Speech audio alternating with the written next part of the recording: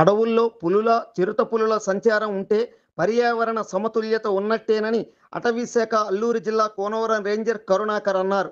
70వ వన్యప్రాణి వారోత్సవాల్లో భాగంగా చింతూరు మండలం ఏడుగురాళ్లపల్లి గ్రామంలో నిర్వహించిన వన్యప్రాణులపై అవగాహన సదస్సులో రేంజర్ మాట్లాడారు. మానవుడు తన స్వార్థ ప్రయోజనాలకి ప్రతి ఏటా 5,500 రకాల జీవజాతులకు హాని తలపెడుతున్నట్లు ఒక సర్వేలో వెల్లడైందన్నారు. జీవ సమతుల్యత, పర్యావరణ పరిరక్షణకు వన్యప్రాణుల సంరక్షణ ఎంతో అవసరమన్న బాధ్యతను ప్రతి ఒక్కరూ గుర్తించాలని ఆ మేరకు ఆయన పిలుపునిచ్చారు. ఈ కార్యక్రమంలో మాజీ ఉప సర్పంచ్ సుబ్బమ్మ, అటవీ సిబ్బంది విజయలక్ష్మి, దేశాయ, సాయి వెంకటరమణ, శంకర్రెడ్డి, శివప్రసన్న కుమార్, అనిల్ కుమార్, సీతారామరాజు, భాగ్యలక్ష్మి, చంద్రశేఖర్, భద్రమ్మ, రామయ్య, నాగలక్ష్మి తదితరులు పాల్గొన్నారు. అందరూ చూడండి, లైక్ చేయండి, షేర్ చేయండి, సబ్స్క్రైబ్ చేయడం మర్చిపోకండి.